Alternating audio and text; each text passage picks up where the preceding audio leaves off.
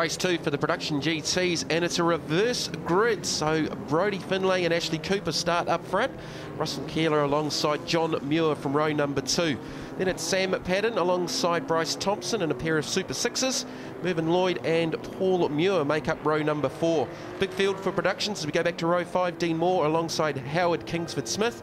Then it's Simon Allingham in the Fastway Couriers Mitzi alongside Ian Clapperton. Then it's Stan Moore, Matt Edgar as we start getting back to some of the quicker cars from the first race of the weekend. Scott Lawrence and Brett Cross in a couple of Mitsubishis. Jeff Gray alongside Anthony Ralston, the very quick Nissan 180. Then it's Kevin Varney and Scott Ballingall. Back to row 11, Gary Duncan, race 1 winner, and Matt Dunn. And completing the lineup, Robert Ralston in the Nissan Silvia. So Brodie Finlay there in the little Honda Civic, alongside Ashley Hooper. As we're about to go racing, the wind continues to blow. Rain threatening again here at Teretonga as we get the green. Great start from the second row.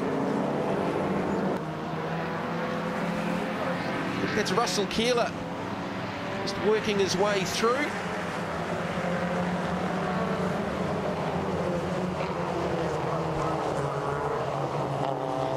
This big field rocks down through turn number 1. The notorious Southern Loop. Oh, Finlay's gone gardening in the little Civic. Struggling to get back up on track, and picked up one of the track markers as well that was collected by a few cars on the way past. Finlay still off track. There's Kevin Varney in the Hydrolink Subaru, just in behind the 123 of Howard Kingsford Smith. Local driver here in Invercargill.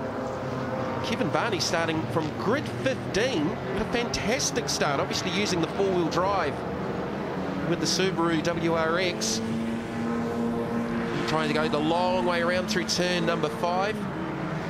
So with no Logan Childs this weekend for the championship, effectively Kevin Varney moves into the championship lead. Certainly at the conclusion of this weekend. Former kart racer, Varney's also raced the Formula Suzuki's amongst other cars, little star cars as well, as he looks to the inside of Smith, picks up another position. Not too far behind him is the first of the little green Corollas, as Varney goes down the inside of the 9 of Ashley Hooper. As the rain comes back in, there's a big cloudburst straight over the top of the racetrack. You can see it in the opening shot before the race start, just over the back of the circuit. Well, it's right over the top now. We've got more rain here in Invercargill for the second race of the weekend for the production GTs. 53, Scott Lawrence in the wildly winged Mitsubishi Evo. Not too sure what's up with Varney. Philly just certainly looks to be not making any progress on Russell Keeler, and that's a four-wheel drive Subaru. That's right, it should be thriving in these conditions, and it's not lacking in power. Howard Kingsford Smith in the little Nissan Primera is actually about to drive around. Kevin Varney has a look out his side window as Smith goes by him. And we just heard, as it came past our commentary position, it just sounded a little bit flat, so maybe they've got an engine worry. But to be Gary Duncan up into the 5th position, race 1 winner, as the rain continues to fall here in Invercargill. Look, I talked to Gary yesterday after he won that race, and he was more surprised than anyone else that he had to win. He thought that he was just waiting, he said, for them to come around him, and they didn't do it. And this is another fantastic performance in that four-wheel drive Mitsubishi, the 26 of Gary Duncan. He's already up into the top 5 now, starting from the back of the field. Yeah, well, he was back like on row 12, so he was in the low 20s off the grid with the reverse grid based on times from qualifying and the races so far this weekend. There is Duncan, a little Mitsubishi Evo 1. From Temuka. The man just up ahead of him, that's Scott Lawrence. Well, he's in local, so he'll have oodles and oodles of track knowledge. And I would say, and I'm not a betting man, but I'd probably put the house on the fact that he's been in these conditions before at Teretonga. I'd suggest so, Phil. Probably a good call on that. Ever-changing conditions down this part of the world, but hey, good news for the farmers. The drought has broken. Not so good for the race fans, but I tell you what, they are hardy. They're packed up on the, around the track in their thousands already at the, early part of the weekend, and mate, they'll be there all weekend. As Lawrence goes by Kingsford Smith, Duncan's going to follow him through on the inside run down into the southern loop. Kevin Varney back in 5th place, so they've obviously got some issue. Hard to say from our vantage point just what it is, but as I said, as they went past it, we can hear them outside the commentary box window, and it just sounded a little bit flat. So there's your leader going through, Keeler. So Lawrence up into the 2nd position. Russell Keeler's doing an outstanding job out front in the big rear-wheel drive Super 6. That's right, the man from Gore, country and western capital of New Zealand. There he is, number 35. So Russell Keeler, his last lap was a 23.6. Scott Lawrence at a 21.6, so 2 seconds a lap. And the gap was of just under 6 seconds, so this could be pretty close at the end. We talk about the handicappers getting it right with the lap times, but I think you throw in the mix of the rain and everything else that's going on, it's not easy, as Keeler just proved there, getting sideways out of that last corner. Lawrence is definitely gaining. He's just on 2 seconds a lap faster. Is he going to run out of real estate, though? Keeler's just got to drive this nice and safely, have nice tight lines as he works away. Another lap here at Teretonga. Look at the wings on that thing, that's incredible. That's one of the best looking cars in the production GT class, I think. Again, just a reminder, with production GTs, they are all running on a dot rated treated tyre as opposed to the big sports GTs on slicks.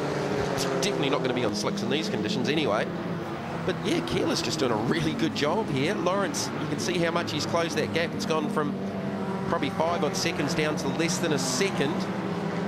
So just a couple of laps left to go here. Well, I think Lawrence would have all the advantages in the world, wouldn't he? He's got 4-wheel drive. I'm pretty sure he'd probably have a little bit more power under the hood than the EB Falcon there. But it's one thing to catch, it's another thing to pass, and I think Russell Keeler's probably thinking that. And how often do you see it in the... How often do you see it in these races where the guy at the front just grows another leg? Here's a replay. One of the Super 6s going gardening. Bryce Thompson, and that just proves how slippery it is off the edge of the circuit. And it's brown, but believe me, it's grass, as Scott Lawrence is going to run up the inside, and we'll have a new race leader here. I think it was pretty inevitable. Well, and he's just driven away, hasn't he, Scott Lawrence?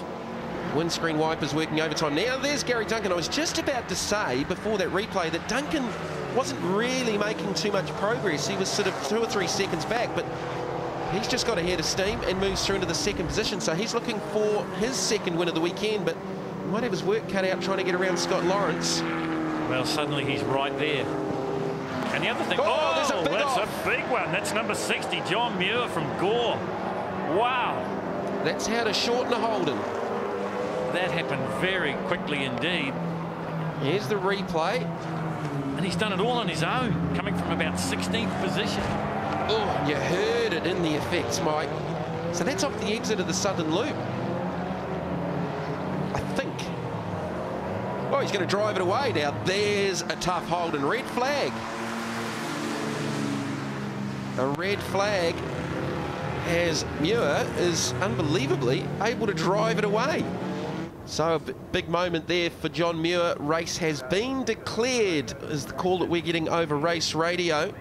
So a shortened end to the 2nd race for the production GTs. Scott Lawrence taking the victory from Russell Keeler. Gary Duncan in 3rd, back to Howard, Kingsford Smith, Ian Clapperton, Jeff Gray, Dean Moore, Ashley Hooper, Matt Dunn and Stan Moore completes the top 10. Scott, terrible conditions out there, but to come from 15th to 1st, you must be pretty happy.